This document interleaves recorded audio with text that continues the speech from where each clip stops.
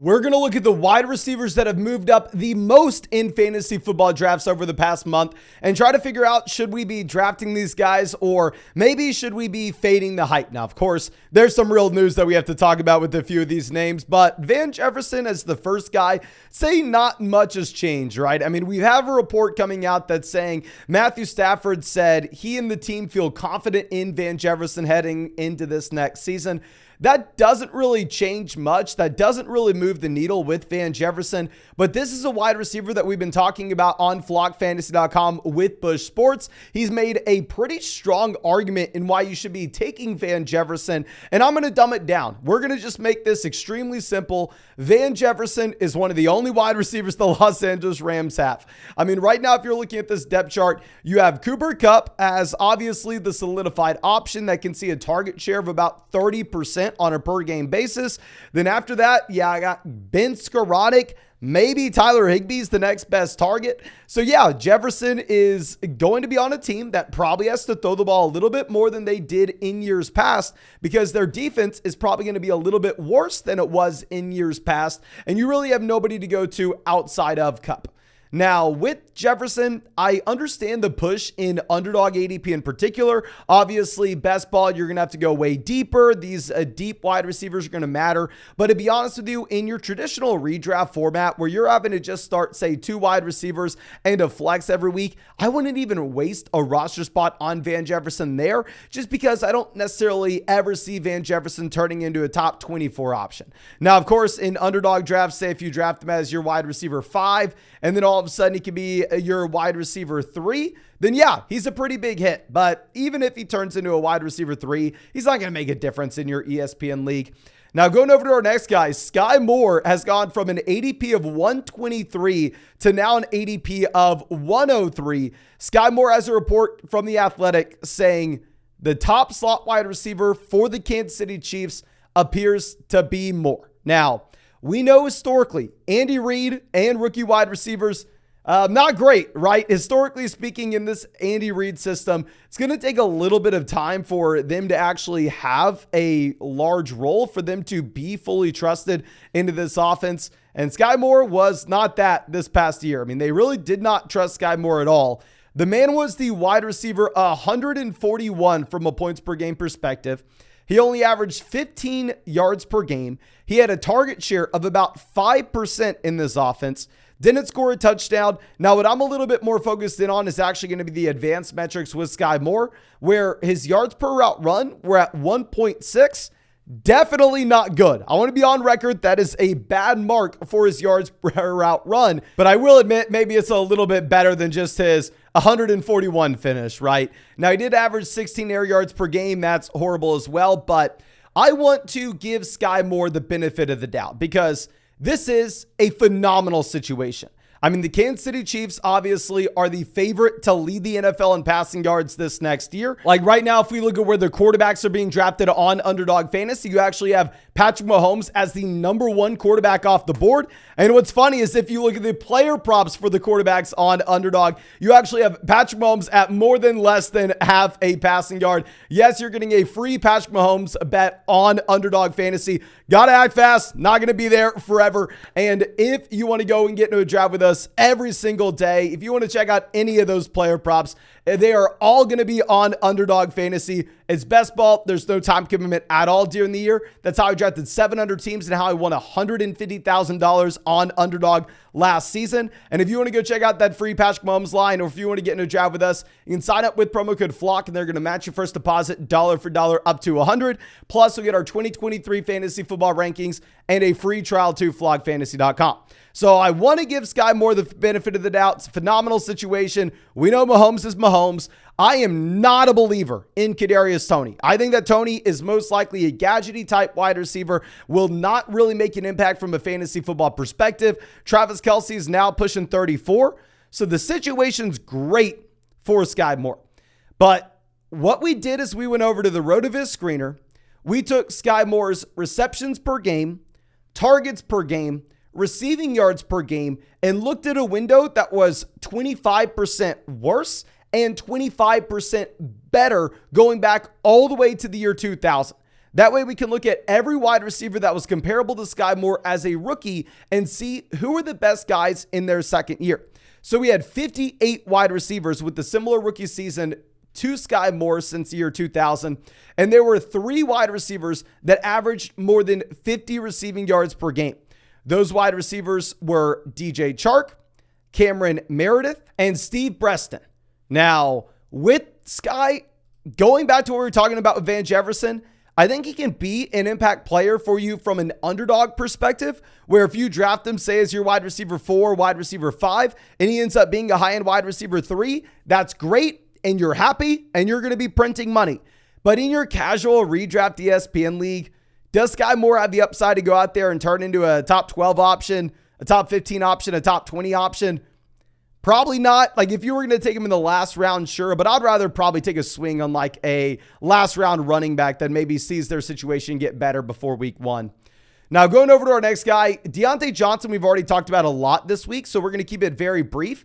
Deontay has risen from an ADP of 73 up to an ADP of 55. That's why we made the video saying, do not draft Deontay Johnson. This new ADP is a little bit egregious, and I can't really get behind it. If you were looking at Deontay Johnson, I wanted to go a little bit deeper into it, though. And what we did is we did the same thing with Deontay Johnson and all 26-year-old wide receivers going back to the year 2000 that we did with Sky Moore. We looked at all comparable seasons that Deontay Johnson had this past year, but we expanded the window by 15% one way or another. This gives us a great sense. Who were the wide receivers that dominated with targets, right? But even if they dominated with targets, at the end of the day, they didn't really produce in fantasy. They were some of the least efficient wide receivers in the NFL. And can we expect this to possibly change for Deontay Johnson going into this next year? Now, the wide receivers that came back, you had Chris Chambers in 2004, and he actually was able to improve going into his next season. He went from about 14 points per game up to 16. But then after that, ladies and gentlemen, there are very few other wide receivers that you can see with a slight improvement at all. Now, the next guy, Jamison Crowder. Jamison Crowder does go from about 12.5 points per game down to 12. So, really stays neutral. You had Sterling Shepard in 2019 going from 14 points per game down to 13.5. You had Tyler Boyd going from 13 points per game down to 11.5. You had Cecil Shorts going from 12.5 down to 9. Peter Warrick going from 14.5 down to 8. Sean McDonald going from 13 down to 6. Greg Carmilio going from 11.5 to 6.5. Kamar Aiken, 12.5 down to 4.5. And Mike Williams, Seattle Seahawks, 2010, down from 12 to 4. So what we've seen historically are wide receivers who were target hogs at 26 years old, but were unbelievably inefficient with their target volume. They tend to not get better. They tend to possibly get a little bit worse. So the trend tells us Deontay Johnson, who averaged about 10.5 points per game this past season, maybe is projected to get a little bit worse than where he was last year. Last year, he was the wide receiver 28. So can I draft this guy in the middle of round 5? Can I take Deontay Johnson ahead of someone like J.K. Dobbins in underdog drafts? Can I take him ahead of Kenneth Walker? No, hell no. Give me the running backs in that range. I don't know what we're doing here. Do not draft Deontay Johnson in mid-round 5. I made that mistake last year, not making it again. Now, going over to our next guy, we're going to be looking at Tyler Boyd, old ADP of 114, new ADP of 103. Now, with Boyd last season, similar to Deontay Johnson, I drafted him because I was looking at it saying, okay, well, Tyler Boyd, he can be a top 36 wide receiver in fantasy, even if Jamar Chase, T. Higgins stay healthy. But if one of those guys were to go down, then Tyler Boyd can jump up to being a top 24 wide receiver from a points per game basis. Well, we saw injuries to both Jamar Chase as well as T. Higgins last year. And you know what? Tyler Boyd did not turn into that top 24 wide receiver. Tyler Boyd continued to slide, going from 56 yards per game in 2020 down to 52 yards per game in 2021, down to 47 yards per game in 2022. He goes from the wide receiver 32 to the wide receiver 40 to the wide receiver 48. Chase, Higgins stepping into their prime, Boyd exiting his prime. Boyd had the chance to produce without Chase and Higgins last year. So I don't really understand the rise in ADP. Now, it's kind of funny, right? Because, I mean, both Boyd and Deontay Johnson were guys I was drafting a year ago, but now I just don't really have any interest in. I would say maybe in underdog drafts, Boyd's a little bit appealing if you really need a wide receiver. Because going back to what we were saying, if you can hit on like a wide receiver 3 on underdog, where it's so hard to find that wide receiver depth, it can matter there. But in your casual redraft format, this guy just doesn't make a difference, right? Now, going over to our next one, Brandon Aiyuk, old ADP 61, new ADP 51. Now, with Aiyuk, in my mind, we've had some bad news. We've had the 49ers coming out saying that they're going to make the massive mistake and start Brock Purdy over. Okay, we're not going to go there. We're not going to make that joke. But with Brandon Aiyuk, I mean, this is a weird start to his career, right? Wide receiver 17 as a rookie, looked phenomenal in 2020. Since then, it's kind of been whatever. I will point out that this past season, his target share actually went back to what it was as a rookie at about 22%. And what was most encouraging with Brandon Aiyuk is you actually had his yards per route run jumping up to 2.2. That's a mark that I really like to see with Aiyuk, but at the same time, this is an offense that has so much target competition. I mean, hell, you have CMC, who can possibly lead the NFL in targets at the running back position. You have Deebo Samuel. You have George Kittle. You have Brandon Aiyuk. We really don't know what the quarterback situation is going to be with an injured Brock Purdy. I mean, Trey Lance, hopefully is the guy here. We'll see.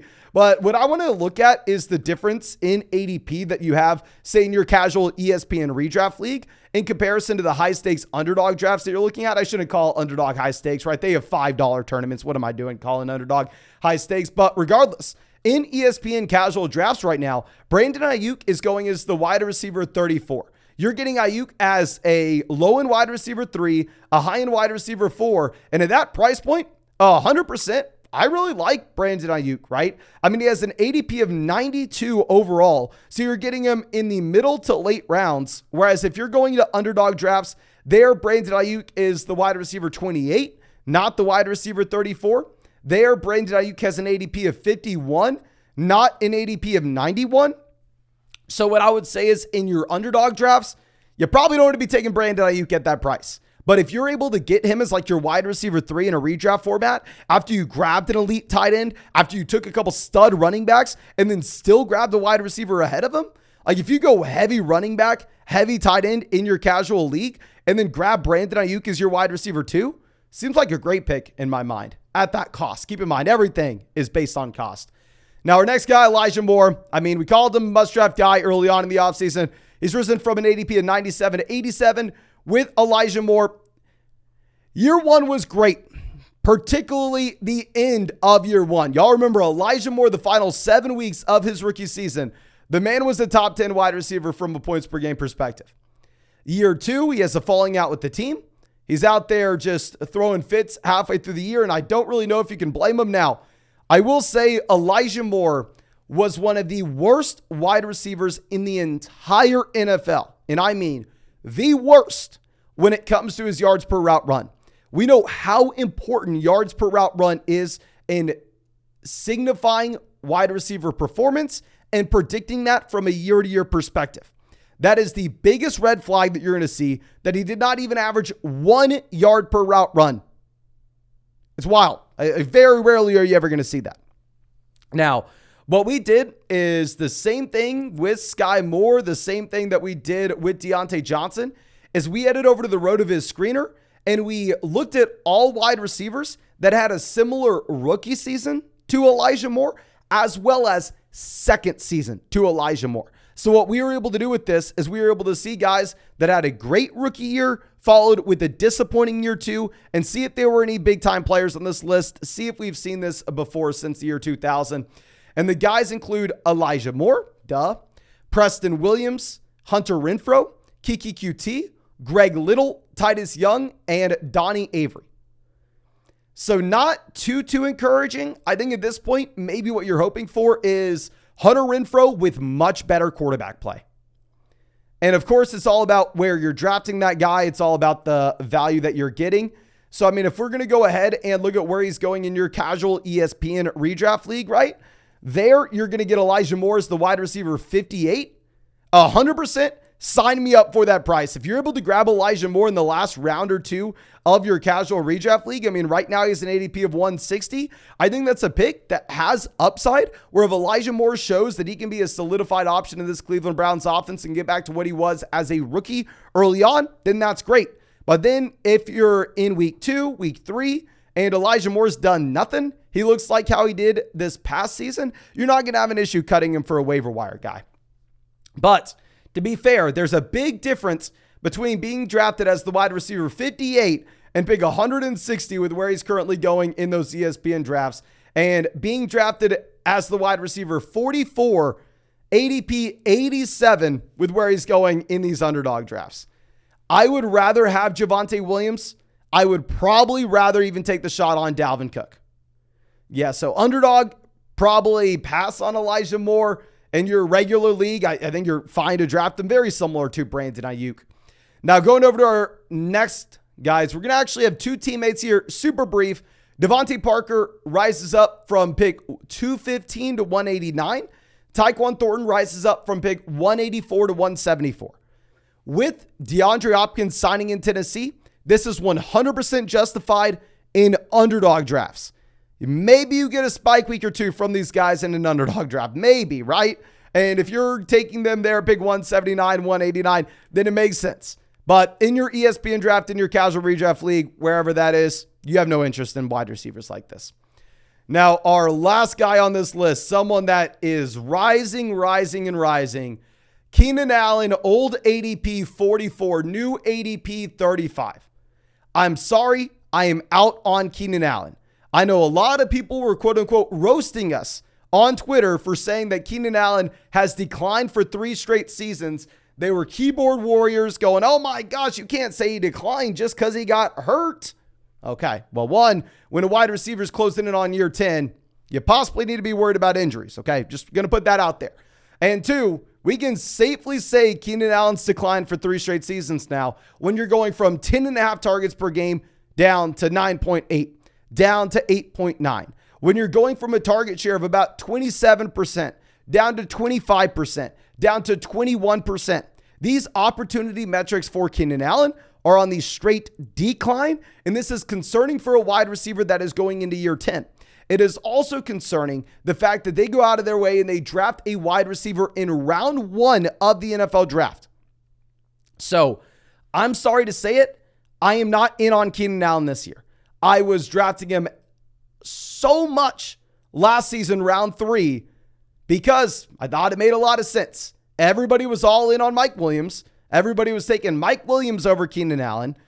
Keenan Allen was just going into year 9, and Keenan Allen was not having to deal with Quentin Johnston in this offense as well. So I think the situation is much worse for Allen now than it once was. So if I'm looking at these underdog drafts, I mean, Keenan Allen being drafted right before guys like Najee Harris, Jahmyr Gibbs, Jerry Jeudy, Christian Watson, Travis Etienne, I'm passing on him. Now, if we're going to be looking at the player props that you have on Underdog, I mean, right now they have Keenan Allen at 5 receiving touchdowns, 875.5 receiving yards. So it's funny. I mean, they even have Mike Williams for more than this, right? They have Mike Williams at 5.5 receiving touchdowns and the same mark with receiving yards.